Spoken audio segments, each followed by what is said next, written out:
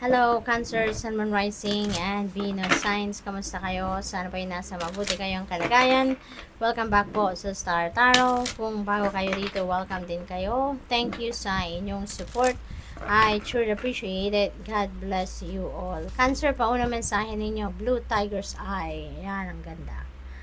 Sabi dito, it's easy for me to see beyond the obvious. I am focused on my own secret path. Ayan, so napakaganda kasi parang nandoon kayo sa puntong ginagamit ninyo ngayon ang inyong psychic abilities, no?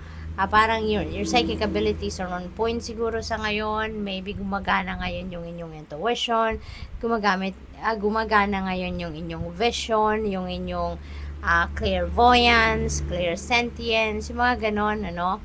Yung mga psychic abilities ninyo. So, which is really good. Sabi rito, calm mental chatter and clear confusion.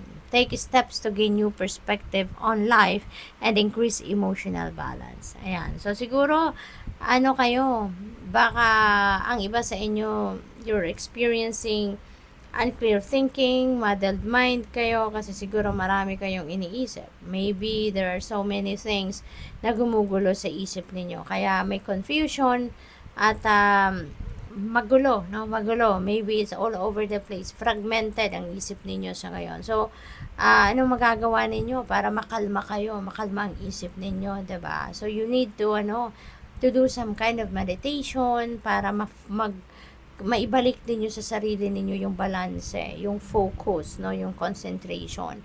I-ground niyo ang inyong sarili, no? And you can do that by doing meditation or solitude kayo and go deep within you, no? Para mag-focus kayo sa sarili ninyo. Listen to your soul, listen to your higher consciousness, yung ganon, okay? So, what else? Makakatulong yan para matanggal yung muddled mind ninyo. Your next message is, yung next crystal ninyo is ruby in fuchsite. Ayan. So, yung fuchsite ito, yung crystal na fuchsite, tapos may inclusion na ruby. No? Kaya yung ano niya, yung energy, no, malakas kasi nag-join force yung dalawang crystals. So, I attract romance filled with divine love. I have a healthy sex life. Wow, good for you. No, good for you. What else? Sabi dito, sexual and sensual vibrancy. Ayan, so napakagandang energy nito, lalo-lalo na kung meron kayong karelasyon, ano? Kung nasa romantic relationship kayo. Increase passion for life and in relationships. Attract spiritually aligned romance, love, and your soulmate. Ayan. Ito naman, ay sorry po, nagalaw yung camera. Ito naman yung para doon sa mga wala pang partner, no? Yung mga singles out there. So, you are going to attract, no, spiritually aligned romance, love, and maybe ma-attract ninyo towards you sa ngayon ng soulmate. Baka magkakaroon ng event wherein you will be meeting your soulmate na si maganda, 'di ba? At increase passion for life, no? And in relationships kasi maaring ang iba sa inyo rito baka may mga disappointment na nararamdaman, may mga dissatisfaction na nararanasan, na nararamdaman. Kaya siguro nawawalan kayo ng passion for life, no? Nawawalan ng gana, nawawalan ng amor sa mga bagay-bagay, sa mga opportunities, sa trabaho, sa mga ganon. Kaya this is a wake-up call for you, no? And maybe by using ruby in fuchsite, no, na crystal kung there is available, 'di ba?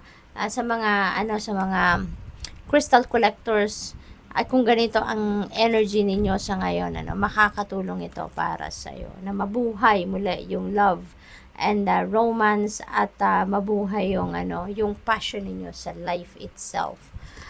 We have pyrite. Ayan. So, ito naman yung crystal na to, pang-attract naman ito sa wealth, pang-attract ng abundance, prosperity, money, no, pampaganda ng finances, yung ganon.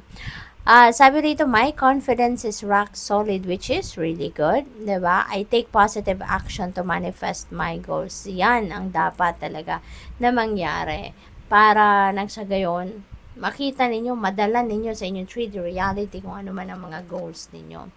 Maintain an organized approach to life. Kasi feeling ko dito, karamihan sa inyo, Cancer, you are goal-oriented person. No, kung ano yung goal ninyo, nag-focus kayo dyan, and you're taking practical steps para marating ninyo yan. No? Sabi dito, manifest goals with ease. You always do. You always do. Kasi kapag may sinet kayo sa isip ninyo na gagawin ninyo or gusto ninyong ma-achieve, gusto ninyong ma-accomplish, ginagawa ninyo ang lahat para makuha ninyo talaga yan. Experience a solid foundation, be grounded and focused, and realize financial freedom.